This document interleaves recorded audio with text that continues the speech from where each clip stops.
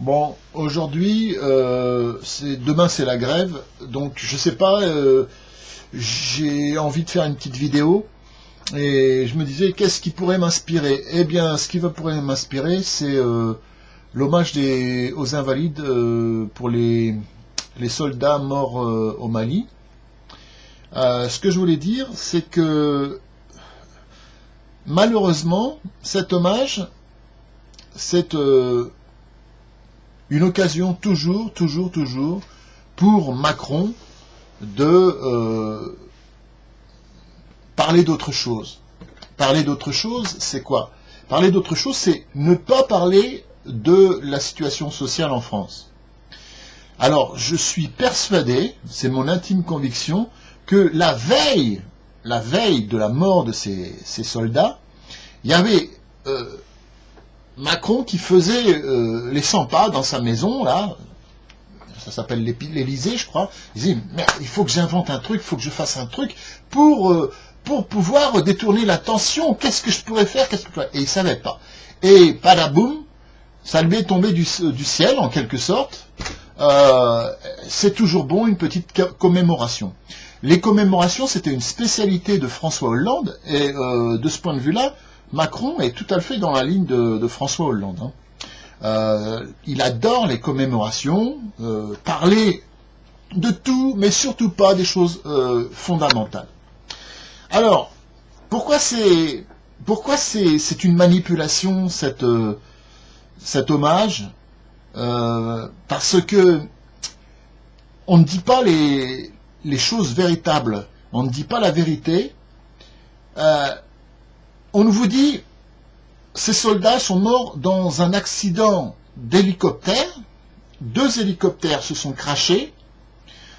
Donc ça veut dire que les hélicoptères se sont télescopés. Et c'était un accident, mais, pendant des combats. Eh bien, moi, je vous dis que tout ça, c'est faux. D'ailleurs, il y a une commission d'enquête qui est mise en place. La réalité, c'est que il n'y a pas eu d'accident d'hélicoptère. Les hélicoptères ont été abattus par les commandos ennemis. Parce que, comment dire, c'est toujours facile de dire les terroristes. Mais en fait, sur le terrain, les mecs, ils sont chez eux. Alors qu'ils appartiennent à un mouvement terroriste ou qu'ils ce soit des indépendantistes, ça c'est une autre histoire. Mais la question fondamentale, c'est pourquoi dit-on que l'armée française agit pour la liberté du monde? C'est faux, c'est faux. L'armée française, elle est en opération extérieure et elle n'a rien à faire en opération extérieure. La France, c'est le territoire national, la Corse, la Guyane, à la limite, je vais vous dire la Nouvelle-Calédonie, mais bon, qu'est-ce qu'on fout au Tchad? Qu'est-ce qu'on fout au Niger? Qu'est-ce qu'on fout en Afrique? Ce qu'on fout, je vais vous le dire, c'est que on défend les intérêts de grandes sociétés françaises, ou pas forcément françaises à 100%, mais qui sont en train de piller l'Afrique. En Afrique, il y a toutes les richesses qu'il faut pour la France, hein, de l'uranium, du nickel, il y a tout en Afrique. Vous avez du pétrole, vous avez du charbon. Si je suis bien sûr qu'en Afrique, il y a absolument tous les métaux les plus rares qui puissent se trouver sur la planète. Je suis sûr que l'Afrique est un Eldorado pour un pays comme la France. Donc de ce point de vue-là, la France-Afrique, c'est la continuation du colonialisme français présent en Afrique. Et l'armée française, c'est-à-dire ici en particulier les 13 pauvres gars qui sont morts, ils ont été instrumentalisés, on les a envoyés en opération extérieure, se faire tuer, non pas dans un accident d'hélicoptère, mais bien en action de combat. Ils ont été abattus par des armes sophistiquées qui sont entre les mains des gens qui combattent la France, enfin qui combattent les soldats français et les soldats maliens, si vous voulez, là-bas, qu'ils soient terroristes ou pas, ça, à la limite, je m'en fous, parce que le résultat est le même. Qui leur fournit les armes et qui leur fournit le pognon? Ce sont des pays extrêmement riches comme l'Arabie Saoudite Et d'où viennent ces armes? Eh bien, ça vient de la haute technologie américaine, française, anglaise, éventuellement russe, éventuellement chinoise. Du moment que vous avez du pognon, et que le pognon, il est à profusion, parce que ça vient des producteurs de pétrole, en particulier de l'Arabie Saoudite, on peut s'acheter absolument tout ce qu'il y a au niveau high-tech. C'est très facile. Le pognon achète tout. Donc, qui est en face? Alors, est-ce que ce sont des mouvements terroristes ou est-ce que ce sont des mouvements autonomistes? Je vous le répète, je m'en fous. Ça ne m'intéresse pas. Ce que je dirais, c'est que nous avons eu 3 présidents. Le premier, Sarkozy. Ensuite, François Hollande. Ensuite, Macron. Qui sont une suite, une continuation vachement logique, hein, en fait, vachement logique, de cette politique française qui, un petit peu comme les Américains, va fourrer son nez dans des pays où elle n'aurait pas, en principe, le droit de le faire. Par exemple, qui a foutu le bordel en Afrique? Eh bien, c'est l'État français, c'est les Américains, c'est les Anglais, en exterminant Kadhafi. Alors on vous disait, Kadhafi, un affreux dictateur méchant comme la Galles, etc. N'empêche que depuis que Kadhafi a été éliminé par la France, en grande partie par la France, par les Anglais, par les Américains, mais en grande partie par la France, eh bien c'est le bordel en Afrique. On voulait faire la même chose en Syrie. On aurait voulu se débarrasser du méchant dictateur qui est en Syrie. Mais si ce méchant dictateur disparaît, mais c'est le bordel en Syrie. C'est déjà le bordel en Syrie. Heureusement que les Russes ont mis le holà là-dedans, parce que sans ça, quel bordel on aurait. Donc les conséquences de ça, c'est le bordel en Afrique, le bordel au Moyen-Orient, et puis les immigrants qui arrivent en masse, immigrants, vrais immigrants ou faux immigrants, hein. Les mecs, ils ont qu'une idée, ils se disent, ah, la France, c'est un paradis, oh, on va partir, on va dire qu'on est des pauvres victimes de la guerre, et on arrive en France, et voilà, papapom. Mais bon, on voit bien que les mecs, ils ont tous un portable, etc. Attendez, en 2019, un pauvre, il n'a pas un portable, vous inquiétez pas, hein. Un portable, il faut quand même le payer. Donc les mecs qui arrivent avec un portable en réfugié politique de la misère ou de la guerre en France, c'est pas les plus pauvres de cette planète. Vous inquiétez pas. Bon, donc ce que je voulais dire, revenons un petit peu à Kadhafi. Kadhafi, pendant des années, on nous a dit que c'était un méchant terroriste, puisque il serait à l'origine de l'attentat de Lockerbie. Mais l'attentat de Lockerbie, ce sont des avions qui ont explosé et qui sont écrasés au-dessus d'un groupe de villages en Angleterre. On ne saura jamais qui a véritablement commandité Lockerbie, parce que ça s'est passé bien avant que Internet n'existe. Donc les théories complotistes, etc., ça n'existait pas encore comme aujourd'hui, etc. Mais on peut se demander si Lockerbie est véritablement l'œuvre de Kadhafi. On ne saura jamais, en fait, parce que c'est top secret défense. Peut-être que c'est un groupuscule libyen qui a agi, mais peut-être pas avec l'accord de Kadhafi. On ne saura jamais, Ce que je veux dire, c'est qu'il aurait fallu laisser tranquille Kadhafi, le laisser en place, et si Kadhafi était encore en place, il n'y aurait pas le bordel en Afrique du Nord, dans le Sahel, ou en Afrique noire également, hein, parce que le bordel, vous inquiétez pas, ça va se développer. Et donc, nous n'aurions pas besoin d'envoyer les soldats français faire la loi là-bas, parce que Kadhafi, lui, il faisait la loi.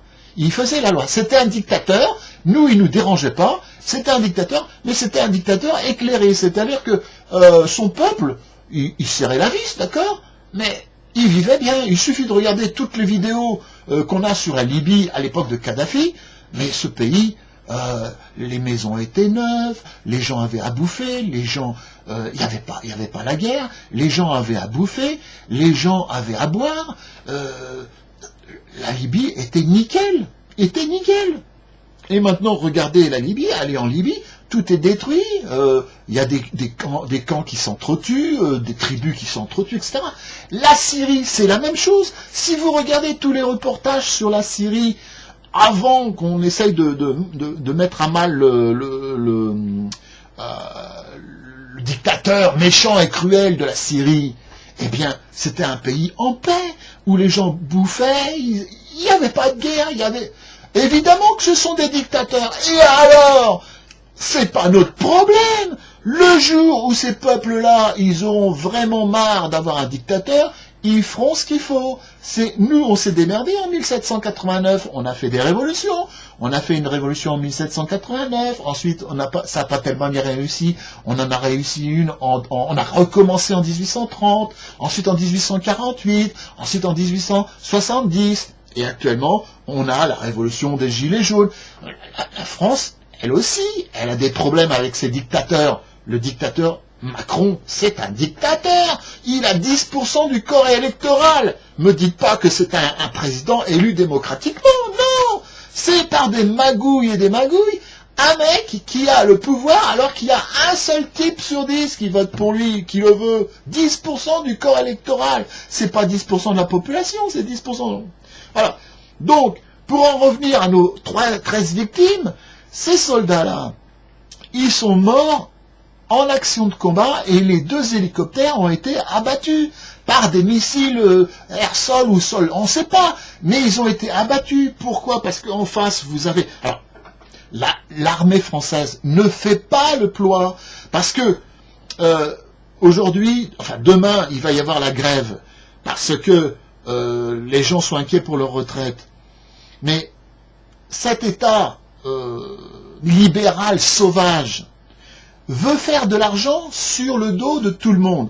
Il veut faire de l'argent sur le dos des travailleurs, sur le dos des retraités, sur le dos de la classe moyenne, sur le dos de l'armée française aussi.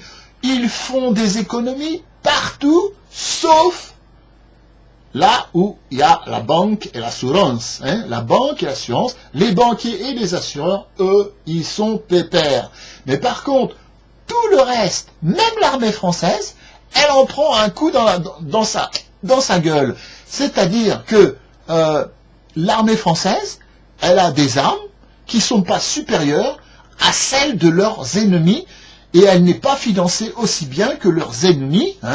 Quand je dis ennemis, ce sont des adversaires qui défendent leur point de vue, d'accord? Les Français, eux, les soldats français qui sont envoyés au Mali, entre autres au Mali, en Afrique, on va dire, en général, ils sont envoyés par le gouvernement français, qui ne défend pas un point de vue, il défend simplement un intérêt, je veux dire l'intérêt des miniers, des mines d'uranium en particulier, mais il y a plein de trucs au Mali, plein de trucs au Niger, il y a plein de trucs, et c'est nous on se gave sur l'Afrique. Donc ils sont morts, ils ont été instrumentalisés, ils sont morts pour une cause qui est injuste, tandis que les gars qui sont en face, je ne sais pas si ce sont des terroristes, mais en tous les cas, ils sont chez eux. Sachez que le Mali au sud, ce sont des Noirs, et au nord, ce sont des Touaregs, comment on dirait, il y a Valls, il disait des Blancos, c'était des Blancos. Le Mali, c'est un État qui a été fabriqué de façon artificielle lors de la décolonisation. Quand vous regardez sur une carte de l'Afrique, les frontières du Niger, du Mali, de tous ces États-là, on voit bien que ça a été tracé à la règle, etc. C'est pour conserver les intérêts de la France. Ces États-là sont totalement artificiels. Ils ne correspondent à rien ethniquement parlant. Les peuplades du Nord et les peuplades du Sud n'ont rien à voir. Rien à voir. C'est comme si, je sais pas moi, c'est comme si on voulait faire une réunification de la France et de l'Espagne, alors qu'il n'y a absolument aucun rapport, à part l'Empire romain il y a 2000 ans. Ou alors, ce que je voulais dire aussi, c'est que, par exemple, là où on aurait bien voulu faire aussi une carte particulière, mais ça n'a pas marché, c'était en se faisant un État fantoche au sud du Sahara, au sud de l'Algérie, parce que le pétrole algérien, il n'est pas au nord de l'Algérie, il est dans le Sahara. Mais ça n'a pas marché, les Algériens ont visiblement bien défendu leur territoire, hein, mais c'est vrai que d'un point de vue logistique et logique, on aurait pu très bien créer un État fantoche au sud de l'Algérie.